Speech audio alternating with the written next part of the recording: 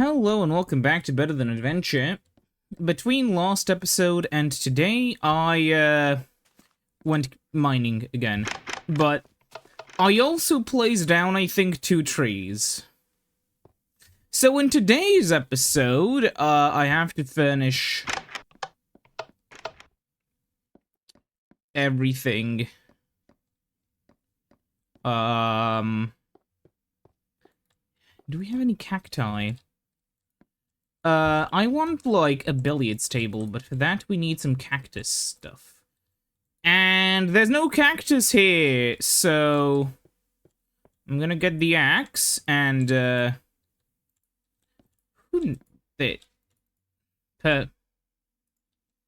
perfect. Surely there's no axe that's in a better condition somewhere. There is. So let's go on a magical adventure to a faraway land called one of my other... We'll check the home one first, then if it's not there, I'll check out the other ones. I know I have cactus somewhere, I just don't know where. Something that is kind of crazy is that this is the normal brightness that, I obviously boost it partially for YouTube, and partially because it reminds me of the console versions. But yeah, normal Minecraft is pretty damn moody.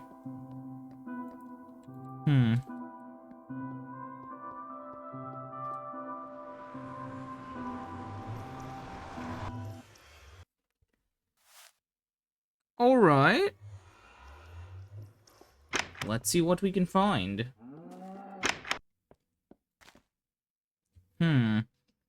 There's actually a lot of diamonds here.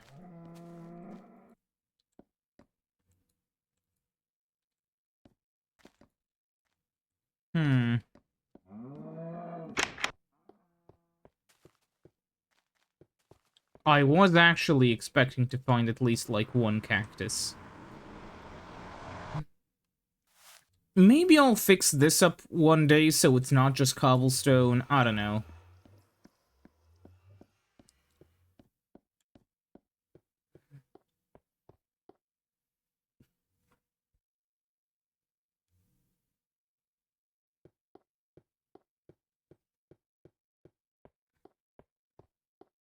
No, I don't know what to say, really. You ever, like, talk to yourself in your own head? Like, kind of like, I guess it's just thinking, right? But it's like, in your own head, without speaking, you're just like, with your inner voice, you're like, well, what about this? What about that? Well, like, debating yourself or whatever. I don't know. So, I was bored, because most of the time when this happens is when, like, you know, I want to walk to somewhere. That's really weird. Whatever. Like, I want to walk to somewhere, let's say...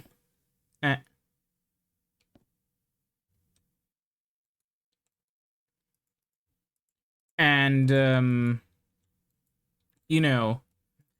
Huh, okay, that's that's a little bit weird, but okay.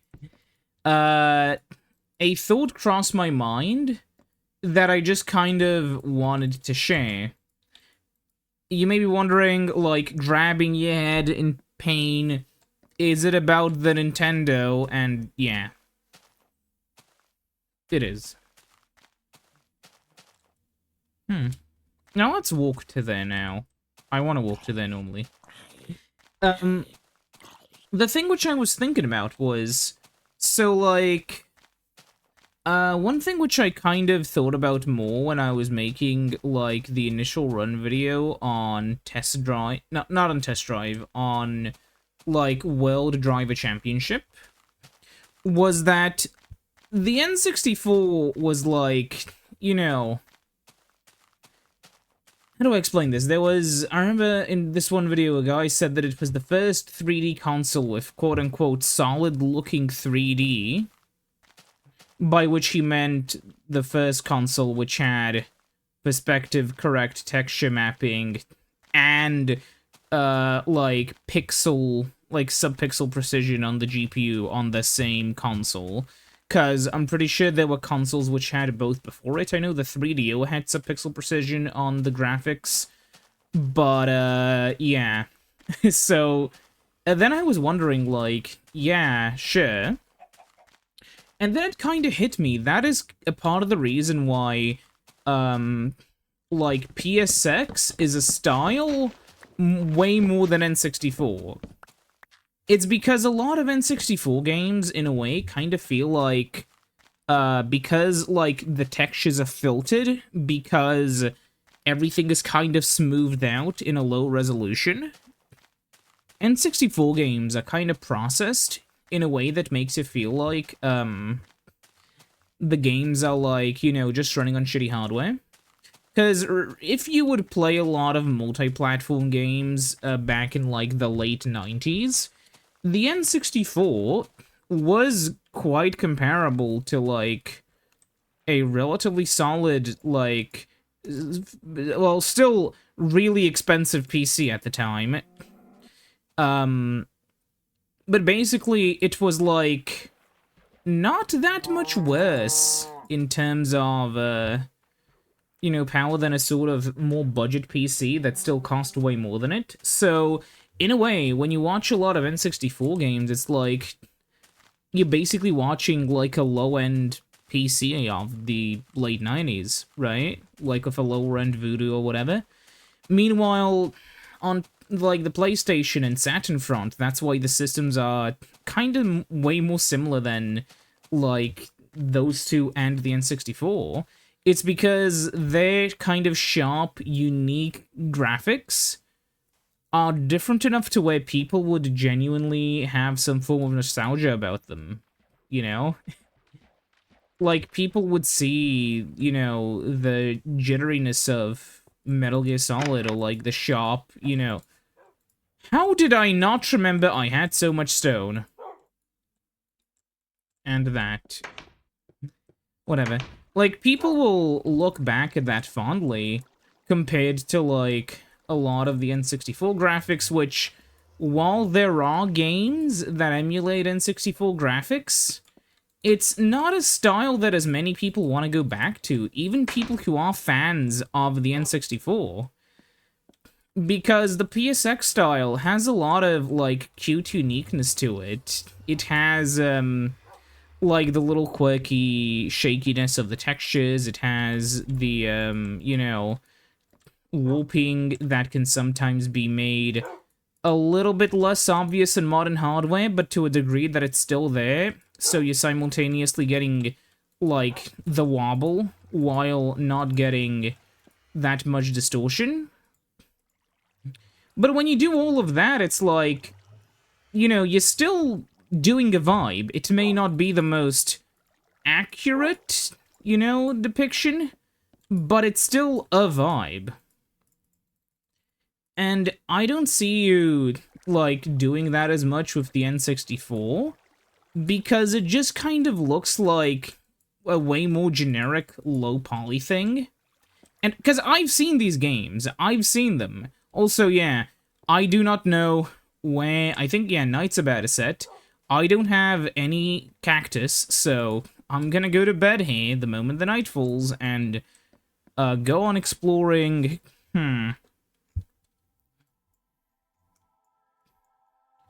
over there. Having that map from earlier would be nice. Ow. But yeah, I know that this one game, you probably saw it if you went on Twitter. It's like the one where they're like two little... It's like a co-op game with two girls, and they go like bah, bah, bah, bah, bah, bah, at each other, and there's just a button which does that. It's like, you know, quirky Scrimbo Jimbo, the 3D platformer, you know. And I think the game's really cute, but in my personal humble opinion, graphically, it looks like, you know, I've seen it's being called an N64 inspired game and I can see it, but it doesn't really feel like, you know, that specific to the N64 with its design. Because there's just, like, not a lot that differentiates the game that much from other lower poly styles, right? While the PS1, there's the sharp pixels, there's the, like, basically just having, you know, sort of low resolution, unfiltered sprite, you know, low resolution, unfiltered polygons can just really make a game feel PS1. I don't know why I went the wrong way, but on, you know, the N64, it's more like, well, yeah, I can see how this can be, you know, N64 inspired. It's actually a similar thing with, like, the PS2 and the other systems, where you can make, like, a 6th gen inspired game, but it's a lot harder to make a game where you can say, yeah, this was inspired by the, like, you know, PS2 specifically. Like, what about this couldn't be done on, like, another system in some way? Or, like, you know, what on this is, you know, which part of these graphics are specific to this system or that system? And, yeah, you just run into a situation where, could be worse, but it's fine. Yeah. Realistically, my biggest complaint with, like, the whole N64 stuff, with, like, the system in general, is just... It comes back to where, like, it's like that IQ meme, where the stupid and the really smart person think the same thing, even if it's for different reasons. And then the guy in the middle is overcomplicating it, right? Well, like, the stupid guy just says... Well, like, you know, the guy who doesn't know much about consoles is like, the N64's biggest issue was the cartridge port. And then, you know, somebody who knows quite a bit about the system will be like, no, it was the fact the RD-RAM was slow, the fact the texture memory, like, the texture cache in the N64 wasn't actually a cache, it was a texture memory. To which you loaded a texture to, which was why, you know, you couldn't load stuff directly unless you do some crazy things that you can do now with, like, some new APIs, which didn't exist back then, but, you know, And that was kind of the thing for a while. Of course, then later, it was like, you know... You kind of realize, after you look through all of the flaws the system had, you just kind of sit there, think, scratch your ass a little, and realize, well, yeah, but the cartridges were still the main issue, even if, you know, all of that tracks, but, like, the biggest issue were the cartridges. They were why, like, anything else was, you know, sorry, they were the biggest issue, you know, even if all the other stuff did contribute with its own problems. I guess this episode is changing form a little bit. You know, even if the controller was a little bit shit, even if the games were, like, limited by this or that, or, like, even if the RAM was slow as shit, it was, like... 20 megs or something, like, effectively, according to Kaze, it was, like, what, 20 megs faster than the, fucking, you know, expansion cartridge for the Sega Saturn, really? Yeah, and that, like, that's just kind of crazy. Makes you wonder how much you could have done with the cartridge if you put data on it that was, like... not something you would want to write or read from that quickly, but it is what it is.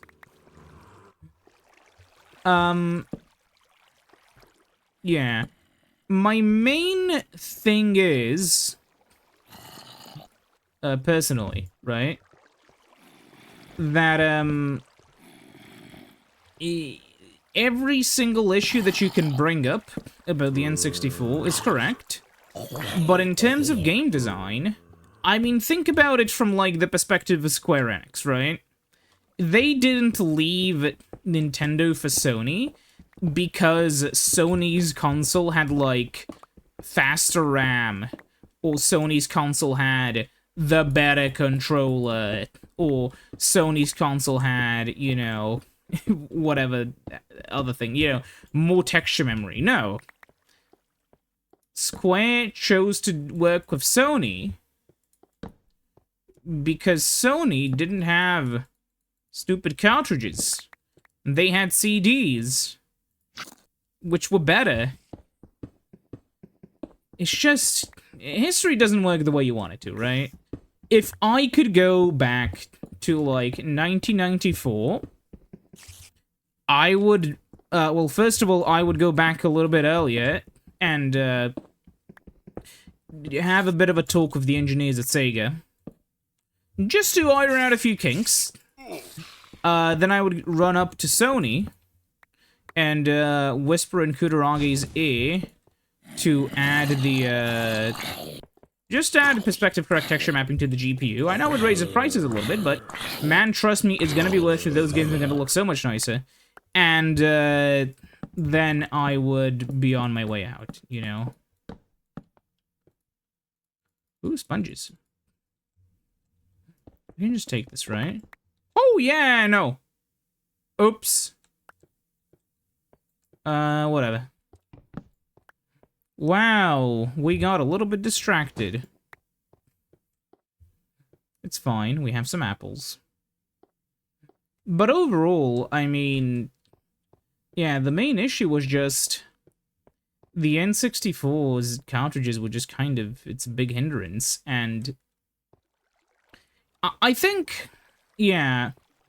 like, whenever people talk about the N64 versus the PS1... same goes with, like, the Saturn versus the N64.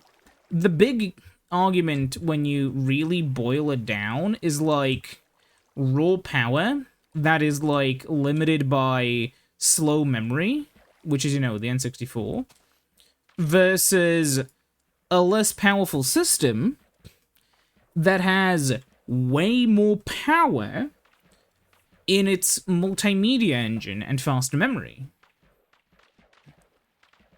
Now, I don't remember the numbers exactly, but the RC... so, like, the PS1 and N64, both had, like, a CPU and a geometry processor. In the PS1, the CPU and geometry processor were in one unit. On the N64, the geometry processor was in the GPU, and it was, like, programmable, right? So I wanted to look into this, because I was really curious, with, you know, how many mops it could do. And I'm pretty sure the best number I could find was above 100. So realistically, like, the PS1 and the N64, when you look at them, you know, put them together, right? The N64's CPU was, like, 3 times faster, roundabout, and the, like, N64's GPU was anywhere from, let's sorry, not GPU, the N64's rasterizer, I did it wrong again, the N64's coprocessor was anywhere from, like, 1/3 faster to, like, twice the speed. And yet, so many people thought the N64 was slower for so long because, well, the memory bandwidth just killed so many games. By the way, is the, way my camera is, like, shaken due to... I don't know why. Is that annoying to you? Because it is annoying to me. But yeah. The main thing just has to be the fact that even though the N64 was so much faster... I mean, hell, I've seen Kaze mention the N64 CPU was, like, either, he said, I think either 2 or 3 times faster than it needed to be. Something like that. Which I believe is kind of an interesting point. The thing is, right, if Nintendo didn't go with such an advanced CPU, right, if Nintendo put in, like, a... like, let's say a 50 megahertz, like, MIPS 1 CPU, which had an FPU in it, it would have still been faster than the PS1, would have still had the fast GPU, but then you would have a bit more cache, you know, to put into memory. Like, you could have maybe had an extra megabyte of VRAM for the frame buffer and, like, textures. Or maybe they could have, like, reworked, maybe they could have, like, put some of the extra time into reworking the texture cache, so it's an actual cache, but I'm pretty sure that was an issue with the design principles that were at SGI. Because that's also what you gotta realize. Sometimes design principles are what makes bad decisions happen, right? Oh, a cactus. Yeah, but, you know, sometimes it's just as simple as the people who made the system just have a different idea of what it means to make video game graphics, right? Honestly, that's why I feel like a lot of people are big fans of the, sort of DS style, which is like the PS1 style with perspective-correct texture mapping. And I kind of have to agree, because it simultaneously gives you the artistic flexibility of, like, having large planes, and it also gives you the artistic flexibility of just having a fucking, just, you know, having those sharp little pixels, and it's really cool looking. But the DS itself, like, that GPU was such a weird thing. It was like, it had, like, a separate 2D and 3D engine, like a fucking voodoo, and one of the screens could be 3D at once, and the other one couldn't be then, so some developers would make, and because the GPU only had enough memory to store 256, like, triangles or whatever. So the game developers realized that you could just make every game run at 60 FPS because there was no use to make it run slower, until some developers realized that you can run the game at 30 FPS, and then, like, in every frame alternate between updating, like, the top screen and the bottom screen. There was a lot of weird jank on the DS, which is never really talked about much because, like, all the games that did the weird jank weren't very popular. And I thrive on that weird jank that developers do. It's, in my opinion, the most interesting part of game development, when they do something really cool, but, like, you look at it and it's like, well, how does somebody come up with this? Also, yeah, I should have brought my, shears. Wait!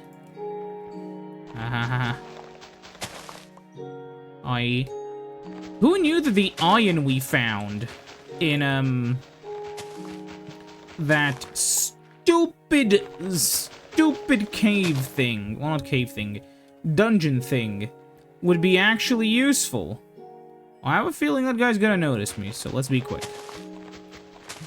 But yeah, generally speaking, I'm a huge fan of, you know, retro stuff.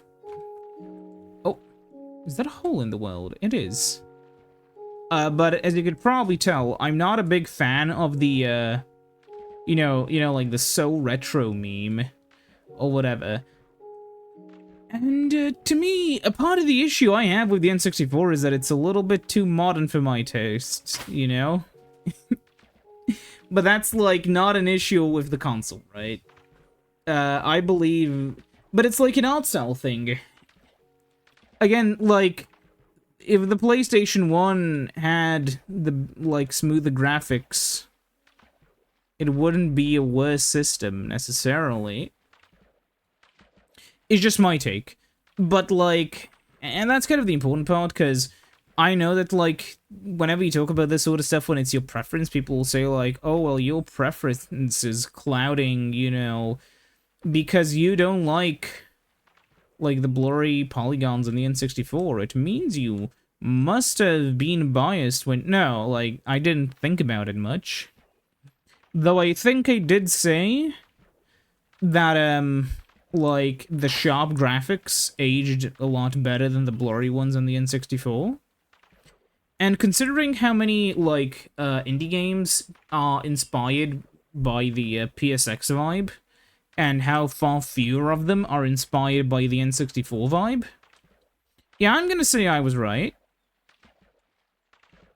Because, like, what you gotta realize is that that's just how it works. Oh, by the way, something stupid is, so the way you can render a skybox, if you want to be smart about it, especially if you're running a game like this, is you first draw the skybox as a little box around the player.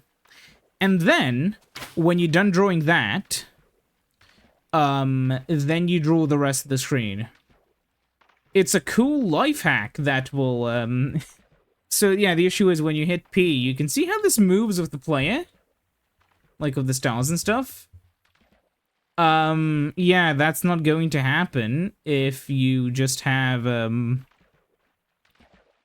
if you just kind of have the fucking thing be drawn around us only. Because then it'd kind of be drawn around us completely, still, and it would look fine.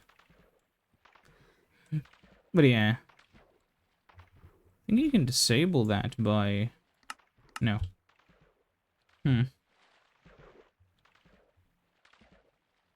Pretty sure we were here before. Yeah. I forgot if destroying the boat, like, destroys it or just drops a boat item. But yeah, I'm gonna head back here. Mark this. And then run. Ow. Ow.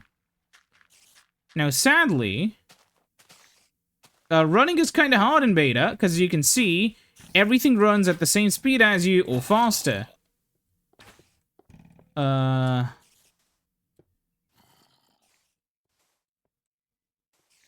hey there. Are cacti literally this rare? I have one. Should I go back and immediately plant it? Now I'm wondering if there's, like, a growing season for different blocks. Hello.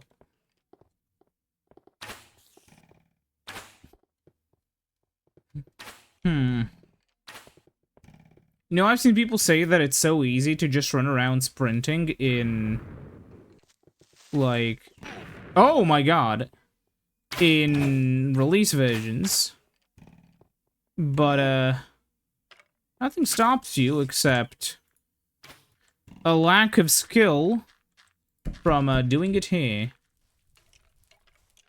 Yeah, also, fire is actually sort of useful. Honestly, having a mob that has to be warded off by fire would be kind of nice. Oh, hello. Fuck off. Oh my god, okay. This could be bad. Oh my god, fuck. I think I overstayed my welcome a little bit. Yes, thank you. Now die. Whew. Okay, it is daytime. And there are some pigs up there and down here, so, yummers. But yeah. I thought about making a video talking about, like, the thing is, there are some videos which you can't really do as one person, and one of those videos which I thought about, doing was making, like, a sorta half-debate video, which was, like, it's not an actual debate, quote-unquote, right? But it's, more of a general discussion just between, like, you know, the N64 and PS1. And, like, about everything, about the video games and whatever. And the goal would never be to reach a consensus on, like, what the better system is. It's just, I think it'd be... Oh, I see cacti. That's good. I thought about it because, like... The point of it kind of is to, like, I don't know, just for fun. Because what you gotta realize is,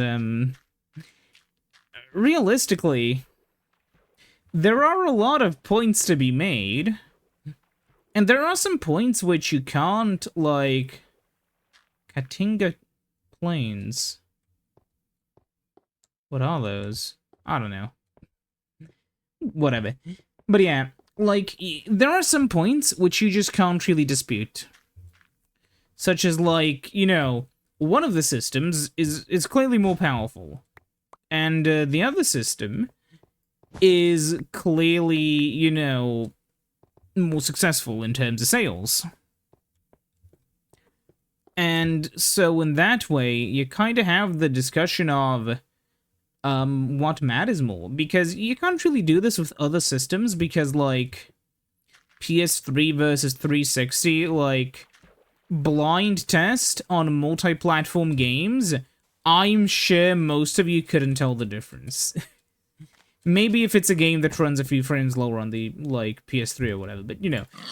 But, like, between the PS1 and 64, the difference between the approaches was so big you could tell, you know? One interesting aspect are FMVs, something that for a while was decried as, like, a war crime. FMVs in my game, I want real action. But then, like, you stop and think about it and you realize that, a part of the reason why FMVs existed was because sometimes the systems just weren't, like, back then, even in the N64, right? The systems just weren't fast enough to make, like, you know, detailed emotional cutscenes in the same way you could just pre-render them. I understand, like, Mario 64 had that render of Mario's face in the beginning, but I don't know if you can deliver an emotional scene with, like, that. Mamma mia, I am dying, Mario says, and then you see the big face just floating. No body. The system isn't fast enough for that. You know, so developers had to improvise, and because the PS1 specifically had a media decoding engine, because the developers were like, well, wait a minute, a lot of games have already taken advantage of the disk drive this way, you kind of end up having a lot of interesting stuff happen. One of those things which I feel is really not talked about that much is a lot of games have you can kind of tell on modern hardware, you couldn't tell that much in a CRT, but like sometimes some backgrounds or whatever would basically just be a still image, like that was previously just like an FMV that got decompressed. I think, like, you know, games like Gran Turismo may use this and some other stuff. But generally, it's just like a convenient way to store images in a compressed format, where now you don't really have to build out the main menu or whatever, you can just use that. But yeah. And then, like, some games, just kind of like Final Fantasy VIII, just use them in such interesting ways where the game would just try to seamlessly transition from gameplay to FMV in a way that just looked so nice. And, like, by the end of it, it's like, I know that FMVs are generally hated because a lot of people think of, like, you know, those FMV games where you're, like, flying a thing through a video and then not much happens or whatever, or, like, you destroy little sprites. Or it's basically just a, like, horizontally scrolling thing with a fancy video background, you know?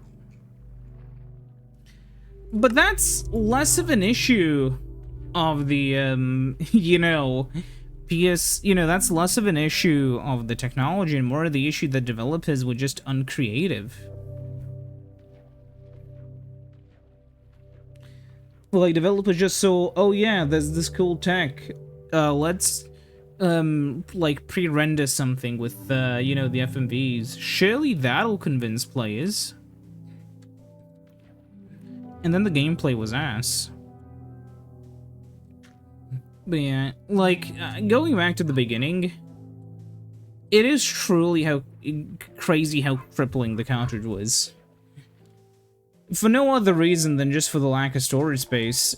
Like, I understand the fact that my loading times, however, we're home. However, if you just used, like, the disk intelligently, you could just stream in data. I mean, World's Scariest Police Chases streams in all sorts of data. and it looks really good. Soul Reaver does it. So many games do this. And you know what? I really like it. Some guy's gonna port Half-Life, and he's gonna make it stream assets. Quake 2 on the PS1 almost streamed assets. They just kind of ran out of time. And realistically, you know what? I would be extremely happy to see, you know, that sort of shit happen. I would love to see, like, a Quake 2 patch, which lets us do that. Also, almost like the game doesn't run when we're not here. But yeah, like, I don't know.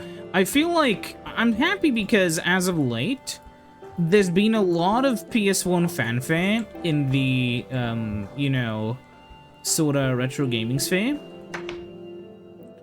And that's really nice, genuinely. Like, having so many people be interested in a system that was often kind of seen by a lot of the wider community as more of, like, you know, gaming's first attempt at 3D, along with, you know, the other ones.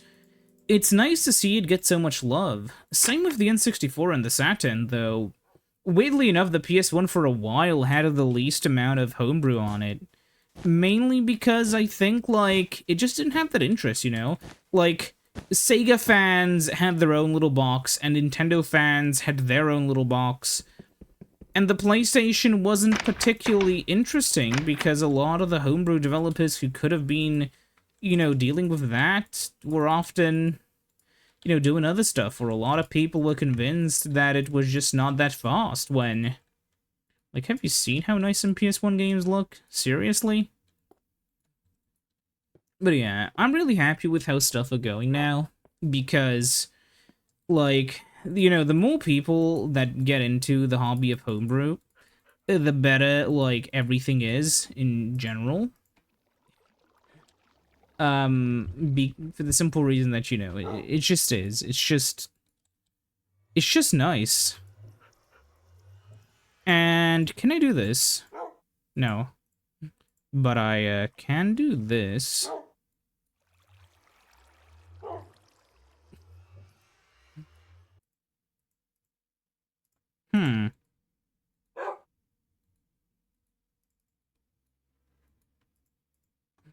How much do you give me?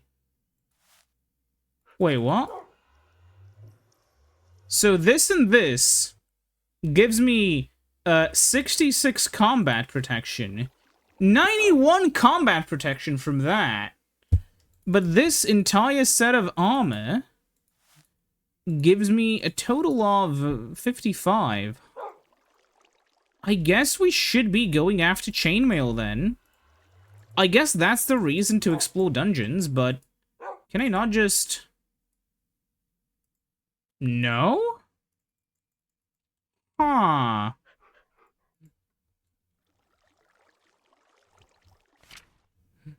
No, we have to find them. Okay, that's cool, that's fine. Anyways, I'll see you next time when I don't know what I'll do. Goodbye.